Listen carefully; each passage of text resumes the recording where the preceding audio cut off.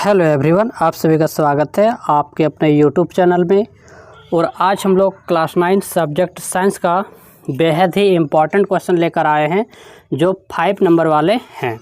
और ये आप लोगों के टर्म 2 एग्ज़ाम के लिए बेहद ही इम्पॉर्टेंट होने वाला है, क्योंकि आपका जो भी 5 नंबर वाला क्वेश्चन आने वाला है टर्म 2 में, इस सीरीज से बाहर नहीं आएगा। तो आइए वीडियो स्टार्ट करते हैं। तो आज का सबसे पहला प्रश्न है कि गतिज ऊर्जा की परिभाषा लिखें।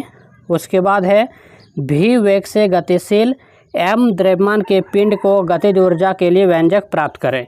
यानी इस प्रश्न को इस तरीके से भी पूछा जा सकता है कि गतिज ऊर्जा क्या है, इसके लिए व्यंजक प्राप्त करें। यानी कि जो गतिज ऊर्जा होता है हाफ mv², इसको सिद्ध करने भी बोल सकता है।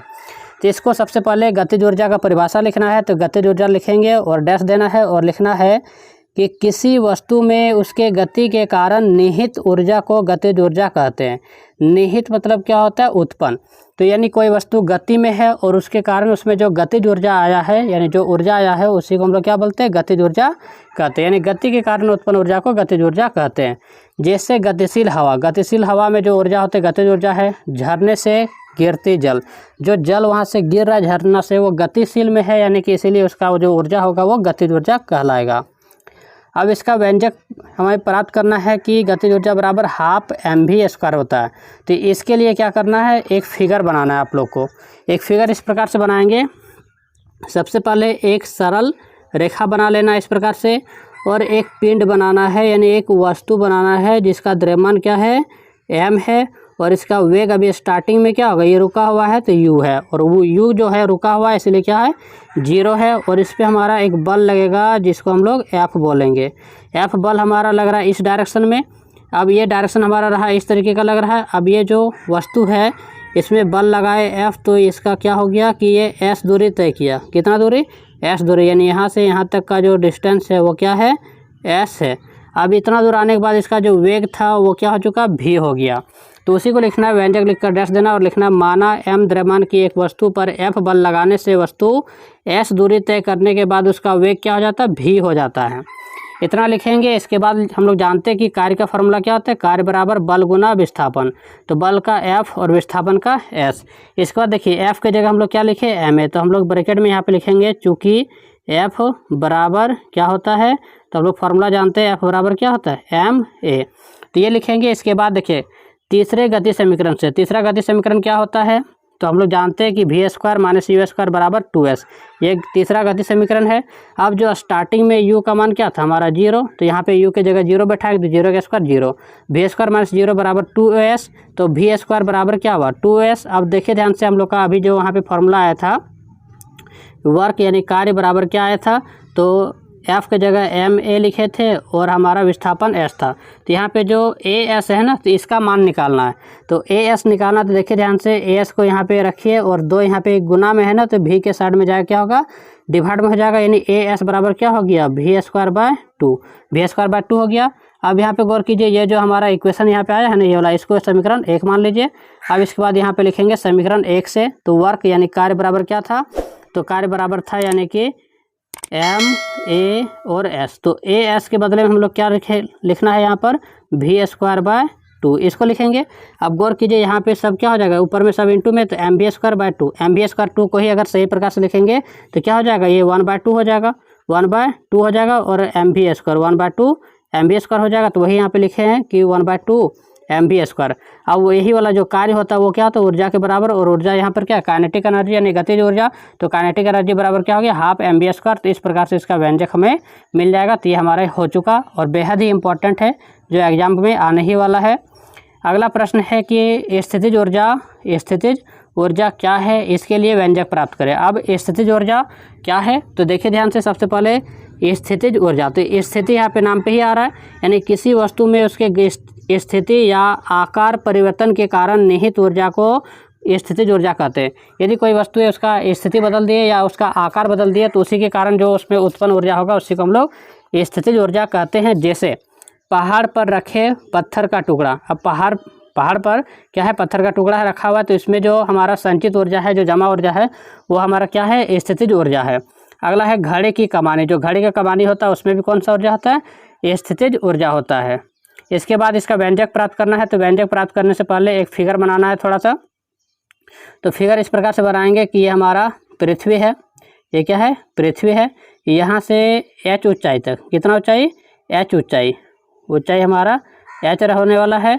और यहाँ पर एक हमारा क्या है, पिंड है यानी वस्तु है, जिसका द्रव्यमान क्या है, m है। द्रव्यमान क्या है, m है।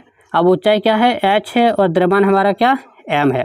अब कीजिएगा कि यहाँ पर जो भार होगा इसका, तो बल यहाँ पे देखिए, ये हमारा पृथ्वी है और ये पिंड है, तो पृथ्वी की तरह एक बल काम करेगा, तो उसी को हम लोग क्या बोलते हैं, भार। और कौन सा होगा, भार क्या होगा, mg। जी क्यों, क्योंकि यहाँ पे देखिए ma होता है, ma होता है भार, लेकिन यहाँ पे देखिए ये गुरुत्वीय है ना, इसलिए हमारा गुरुत्वीय त्वरण को स्मॉल g बोलते हैं, तो mg हो जाएगा। तो यहाँ पे भार जो होगा वो नीचे की तरह काम करेगा, पृथ्वी अपने केंद्र की ओर खींचेगा। तो ये लिखना है कि माना m द्रव्यमान की वस्तु पृथ्वी की सतह से h ऊंचाई पर स्थित है। कितना ऊंचाई पर स्थित है, तो h ऊंचाई पर। इस ऊंचाई पर वस्तु का भार कितना है, mg है, जो नीचे की ओर कार्य करता है, जो नीचे की ओर काम कर रहा है। अब लिखेंगे स्थितिज ऊर्जा। स्थितिज ऊर्जा बराबर क्या होता है, तो देखिए ऊर्जा जो होता है वो क्या होता है, कार्य के बराबर, यानी कार्य का फॉर्मूला तो बल गुना विस्थापन। तो इसमें भी लिखेंगे बल गुना विस्थापन। बल का क्या, तो F, और विस्थापन कितना, तो कितना ऊपर तक गया था, h ऊंचाई तक था, तो h यहाँ पे F इंटू एच। अब देखिए बल जो था, बल जो होता भार के बराबर, तो भार अभी किधर क्या लग रहा था, mg, और जो कि नीचे की ओर काम कर रहा था, तो लिखेंगे mg।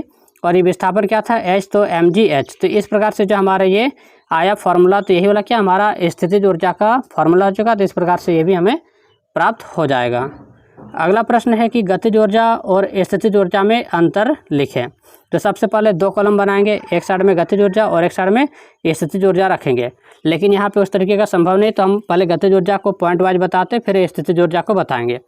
तो देखिए सबसे पहला पॉइंट क्या लिखे हैं इस गतिज ऊर्जा में, कि किसी वस्तु में गति के कारण उत्पन्न ऊर्जा को गतिज ऊर्जा कहते हैं। तो इसका जैसे गतिज ऊर्जा का लिखे, अब ये परिभाषा था, तो इसी में हम लोग को जो स्थितिज ऊर्जा है उसका पहला पॉइंट लिखेंगे, किसी वस्तु के स्थिति या आकार परिवर्तन के कारण उत्पन्न ऊर्जा को स्थितिज ऊर्जा कहते हैं। अब दूसरा पॉइंट हमें इसमें लिखना है गतिज ऊर्जा में, कि वेग बदलने से गतिज ऊर्जा बदलती है। तो देखिए ध्यान से, यहाँ पे फॉर्मूला क्या था, हाफ mv²। ये वेग है, तो वेग बदल रहे हैं, तो इसका क्या होगा, गतिज ऊर्जा बदलेगा। दूसरा पॉइंट यहाँ पे जो स्थितिज ऊर्जा होता है इसका फॉर्मूला क्या है, mgh। तो देखिए ये जो h है यानी ऊंचाई, तो ऊंचाई बदलने पर स्थितिज ऊर्जा बदलती है। तीसरा पॉइंट गतिज ऊर्जा में, कि ऊंचाई पर स्थित गतिशील वस्तु में दोनों ऊर्जा रहती है। अब देखिए ऊंचाई पे तो है, लेकिन वो भी क्या है, गतिशील में है, तो उस तरीके का अगर वस्तु है तो उसमें स्थितिज ऊर्जा भी रहेगा। दोनों का मतलब देखिएगा, दोनों का मतलब स्थितिज ऊर्जा और गतिज ऊर्जा दोनों वहाँ पे रहेगा, अगर ऊंचाई पर स्थित है और गतिशील वस्तु है तो। अगला प्रश्न, अगला जैसे पॉइंट हम लोग लिखेंगे स्थितिज ऊर्जा में तीसरा, कि ऊंचाई पर स्थित विरामावस्था मतलब गतिशील नहीं, रुका हुआ है, तो वस्तु में केवल कौन सा, तो स्थितिज ऊर्जा होता है। चौथा पॉइंट लिखेंगे गतिज ऊर्जा में, कि यह क्रियाशील ऊर्जा है, और इधर वाला हम लिखेंगे स्थितिज ऊर्जा में कि यह क्रियाशील ऊर्जा नहीं है। क्रियाशील ऊर्जा नहीं का मतलब हुआ उसमें कोई कार्य नहीं हो रहा, और गतिज ऊर्जा गति कर रहा है यानी उस पर कार्य हो रहा है। और पांचवा पॉइंट हमें इस प्रकार से लिख देना है कि गतिज ऊर्जा बराबर क्या होता है, हाफ mv²। ये फॉर्मूला है, इसका व्यंजक है, और स्थितिज ऊर्जा में उसका व्यंजक लिख देना, तो क्या होता है, mgh होता है। और अगर अगला पॉइंट छठा लिखना है तो उसमें भी एग्जाम्पल दे दीजिएगा और इसमें भी एग्जाम्पल दे दीजिएगा। अब अगला हमारा प्रश्न आता है कि समस्थानिक की परिभाषा दें, इसके मुख्य अभिलक्षण एवं अनुप्रयोग लिखें।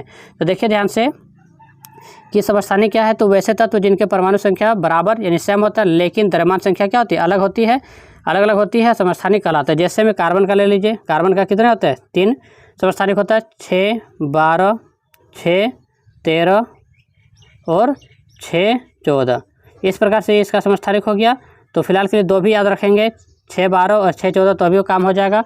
जैसे हाइड्रोजन का है, तो हाइड्रोजन का क्या 1, 1, हाइड्रोजन का 1, 1, हाइड्रोजन का 1, 2 और हाइड्रोजन का 1, 3।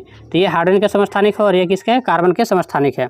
अब इसका अभिलक्षण क्या है, तो देखिए गौर से, तो तत्व के सभी समस्थानिक के नाभिक के अंदर प्रोटॉन की संख्या क्या होती है, समान होती है। अब ऐसा इसलिए होता है, सपोज मान के चलिए कार्बन का ही हम लोग ले लेते हैं, 6, 12, 6, 13 और 6, 14 होता है, तो 2 ही ले लेते हैं मान के लिए इसको। तो देखिए प्रोटॉन की संख्या क्या होता है, नीचे वाला जो परमाणु संख्या तो वही प्रोटॉन की संख्या होता है, वही इलेक्ट्रॉन की संख्या होता है, तो ये सब क्या सेम है।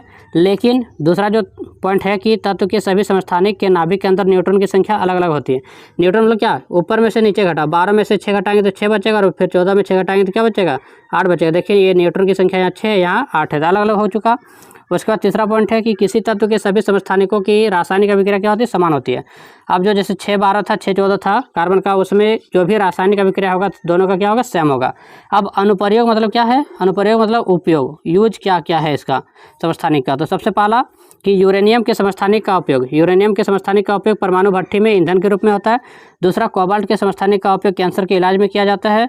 और तीसरा, आयोडीन के समस्थानिक का उपयोग, आयोडीन के समस्थानिक का उपयोग घेंघा रोग के इलाज में किया जाता है। तो इस प्रकार से हम लोगों ने आज 4 लॉन्ग क्वेश्चन देखे। तो ये बहुत ही इंपॉर्टेंट है आपके टर्म 2 एग्जाम के लिए। तो आई होप आपको ये वीडियो अच्छा लगा होगा, और यदि वीडियो अच्छा लगे तो वीडियो को लाइक शेयर और चैनल को सब्सक्राइब करना ना भूलें। साथ ही बेल आइकन को भी दबा दीजिएगा, जिससे हमारे आने वाले हर एक नए वीडियो की नोटिफिकेशन आपको टाइम पर मिलते रहे। Thank you.